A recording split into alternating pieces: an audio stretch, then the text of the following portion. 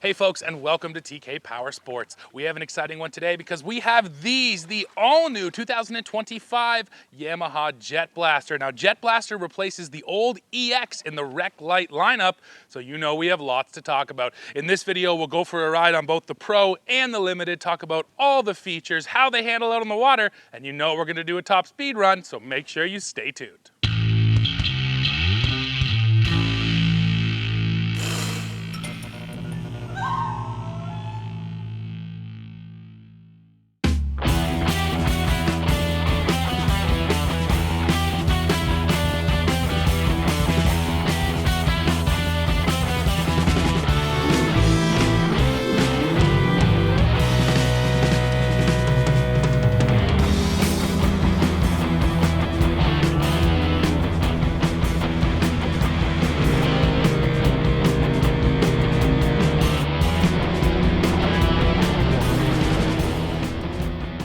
Let's start by talking about the dimensions of these new units. And first of all, I will tell you they are slightly shorter, but a little bit wider than the EX models that they replace. So the new JetBlaster comes in with an overall length of 9 feet 9 inches, a width of 3 foot 9 inches, and an overall height of 3 foot 8 inches. Now the JetBlaster Limited you're looking at has a dry weight of 600 pounds, while the JetBlaster Pro comes in lighter at around 530 pounds. Fuel capacity remains the same as the old EX at 50 liters or 13.2 gallons.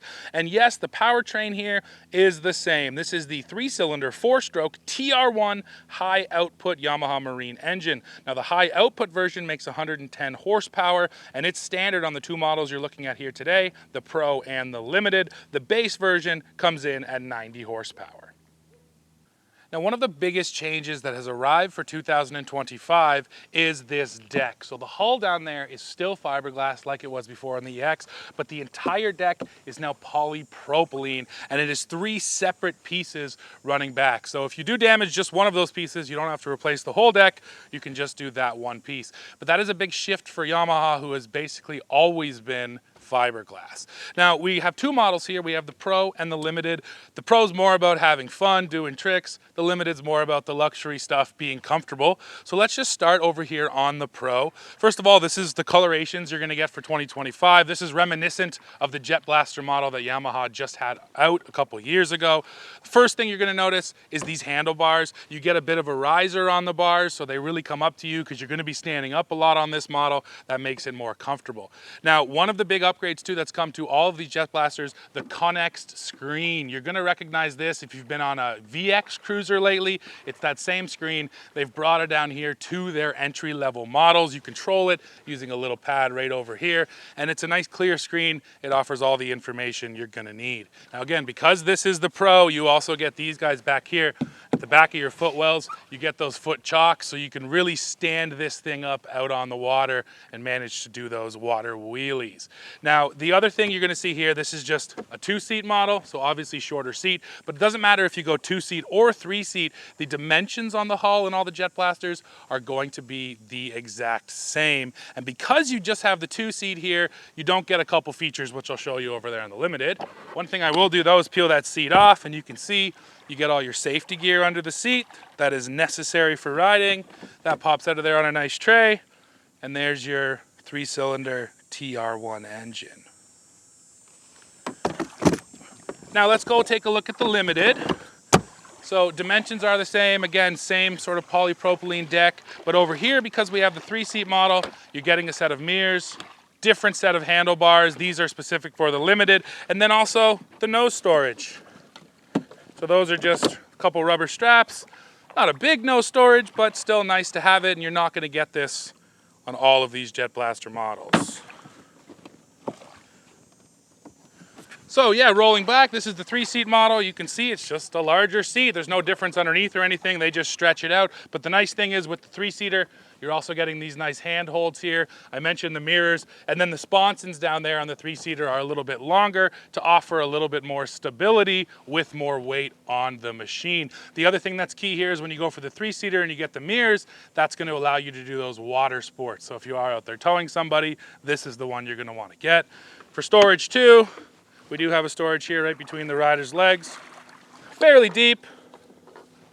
Good for your phone or wallet or whatever else you want to take on the water and not get wet. Finally, we should come around to the back. You do get these nice pads back here on your rear end and the reboarding step right over here. So if you do bail off, that'll help you climb back on.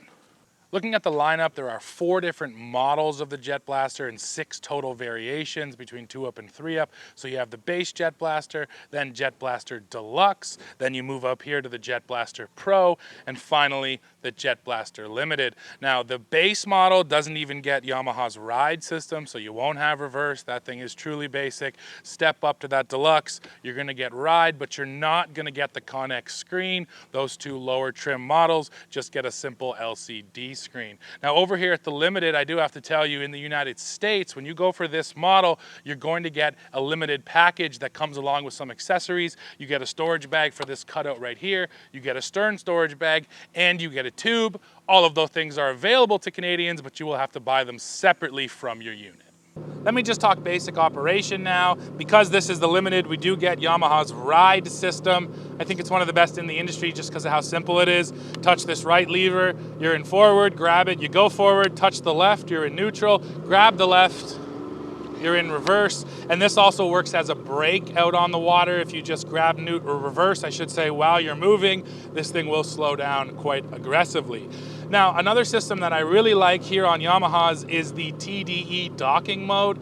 Essentially, this is a slow speed docking mode. So I hit the up button here on my handlebars. Now I'm in TDE forward. And look, the thing just creeps forward. Super smooth, super calm. I think that if you've never done this before, brought a Waverunner into a dock, this is a great mode for you because, yeah, you're never gonna have that moment where you stab at the throttle and things get sort of out of control. And you see I'm also gonna spin it around here, but this is, again, the key is it's just so smooth, so slow, so controlled. And then I can pop it in neutral, even a tiny bit of TDE reverse just to kind of suck me in, neutral again. And there I am. So yeah, I'm a big believer in that TDE mode. It just makes docking that much easier, especially when you're not used to it. Once you get good at it, sure, you don't need it. But if you are new on one of these things, that could definitely save you some damage at the dock. Alrighty, folks. Let's talk about this Yamaha JetBlaster Pro. So the Pro is the fun model in the lineup. This thing is directly taking on the Sea-Doo Spark Tricks, and it is meant to do some tricks.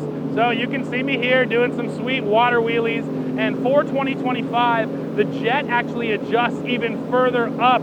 So it's really a lot easier to get the nose up out of the water. I rode the previous JetBlaster, which was essentially just an EX that had more trim on it, and it was a lot harder to pop that nose up and get it kind of vertical.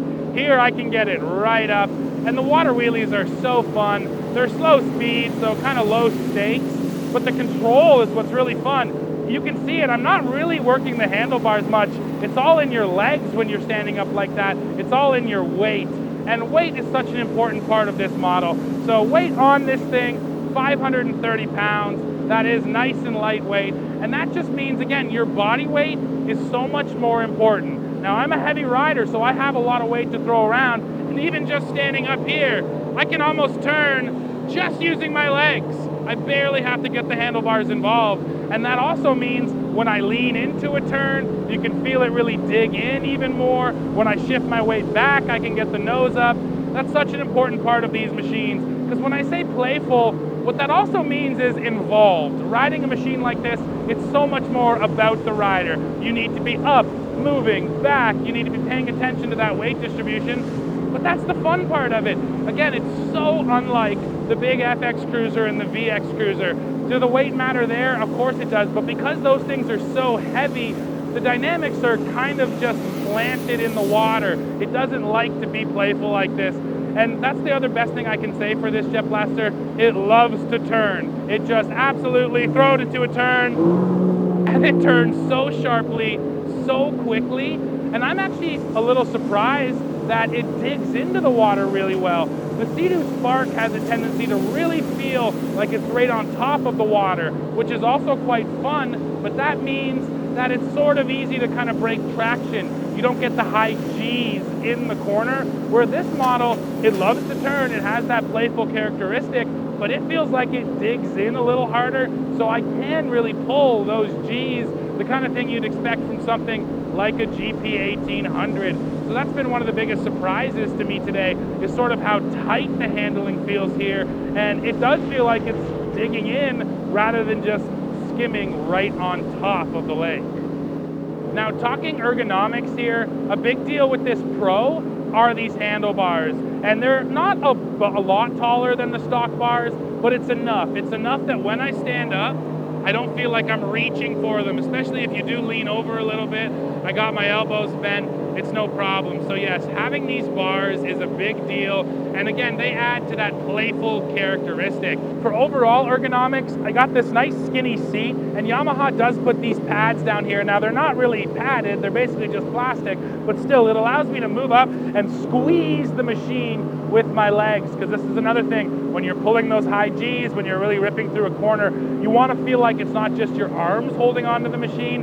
And with this seat, the way it's configured, I can really grab it down here with my thighs, and that just helps my whole upper body feel so planted and so secure when I'm out there sort of playing around. So I like the ergonomics about it. It's not the big comfy couch seat you're gonna get on a VX. So yes, after a couple hours, this thing is just straight up not gonna be as comfortable, but it is not meant to be. It's just, I'm mentioning it because if you've never been on a Waverunner before, that is sort of one of the biggest differences. Is this thing is not comfort first, it's fun first. All the other Waverunners, the larger ones, they're these days a lot more about comfort than they are about just straight up fun. And then I haven't mentioned the way they look.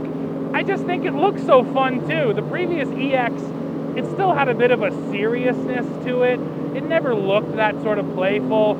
And again, I have to bring up the Sea-Doo Spark because that's what this is going up against directly. The Spark, since day one, it has that toy look. It just looks straight up like a toy, where the EX always looked, like I said, more serious. This doesn't look like that at all. Great colorations, great styling down on the nose, and then this super cool pass-through down here just actually makes the styling so unique. And that's one of those features that if you see it from across the water, right away you're gonna know, oh, that's a brand new Yamaha JetBlaster. Let me talk a little bit about the powertrain. So the engine here, the TR1, it is not changed. Power output is not changed. What is changed is the pump and the impeller, and then a few parts down there as part of the jet. So I actually have a graphic, you can see it right here. It shows all the new parts, but they did redesign quite a bit down there. The impeller has been made beefier and more robust, assumably so it will last longer. And then I will say I don't feel a massive power difference from that old EX. The power is here. It's not absolutely immediate, but you give it a beat and then it comes on and you take off. And while I'm talking power, right now, why don't we cut over to the top speed run. Okay folks, time for the first top speed run here on the Pro. Now, you do have to keep in mind, this is not GPS-based speedometer, and I'm a 300-pound rider, so make sure you keep those two things in mind when I give you my top speed. But let's see how it does. Taking off in 3, 2, 1, go.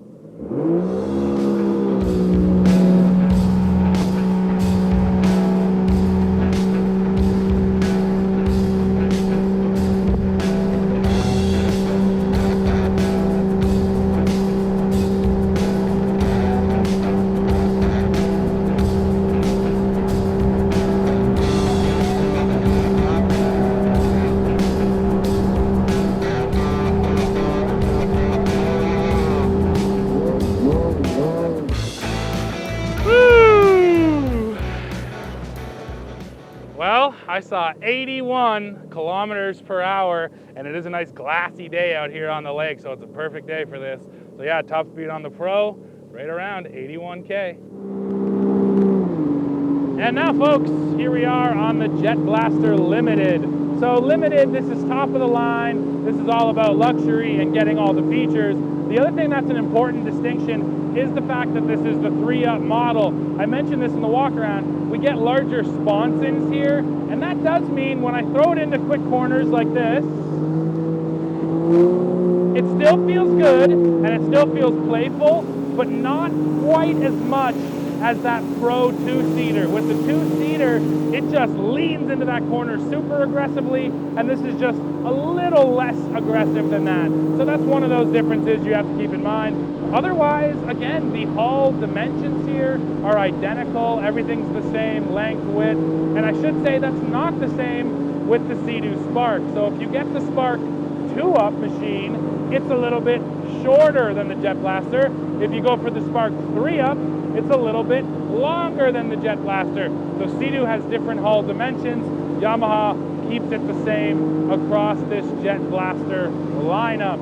Another feature I have to talk about is the auto trim setting. So I have trim over here on my handlebars, but you can just throw it in auto and that will optimize the trim at all times. What I really like though is while I'm in auto, I can just grab the buttons and manually trim up or down. It will take those controls and allow you to still use them. So if you want to pop the nose up, you see big waves coming or whatever, you can do that with the trim and then take your hand off, don't touch it. It will go back into auto after a short period of time has passed and it's auto again. So that's best of both worlds.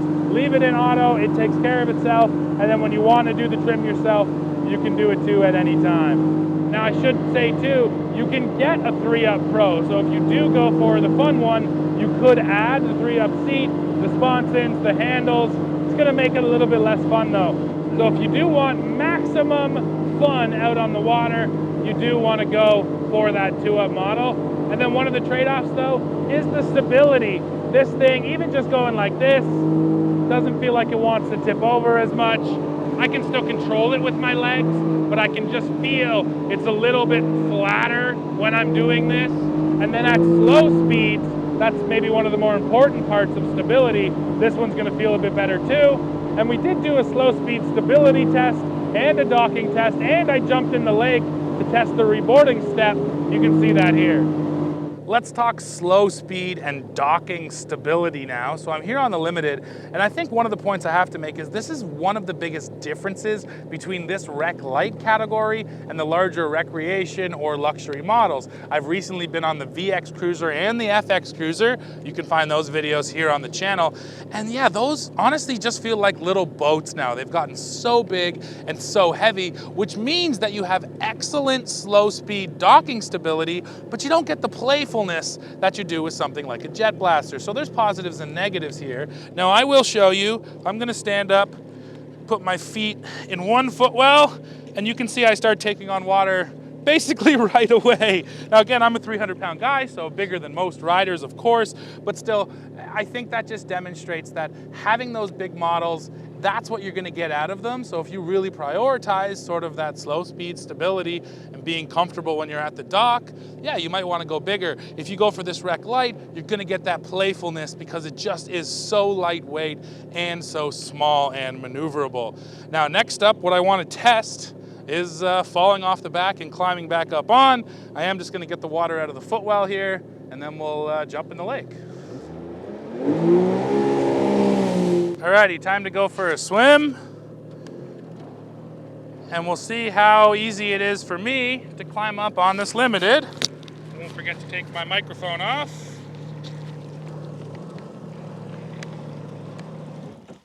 And I'll try to keep as much water out of the footwells as I possibly can while doing this.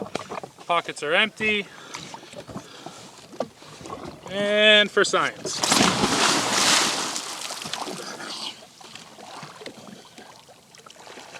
So there's just a small reboarding step here on the one side of the unit.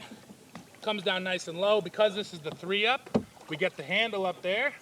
So let's see how I do here. I'm gonna put my knee up on the reboarding step. And we're taking on water. No. But I can do it. And again, this unit weighs 600 pounds, so I'm half of its weight. But that's why the reboarding step is so crucial to have. And yeah, that was not bad. So if you're smaller than me, guaranteed, you'll be able to climb back up on your JetBlaster.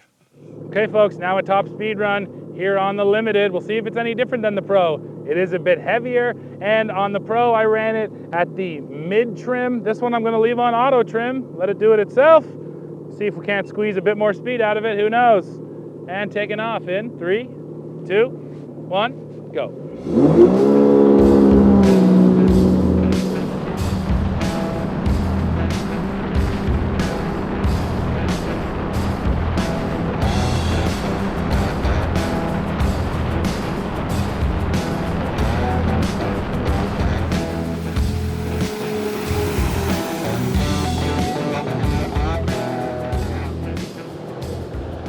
And I did manage a little bit more, 83 kilometers an hour here on the Limited. So of course, it could be different conditions, but I think you should just chalk up the top speed on this JetBlaster right around there, a little bit above 80K. By now you're wondering, well, what does it cost? And of course, that is an important factor, especially in this entry-level segment. So take a look at pricing right here.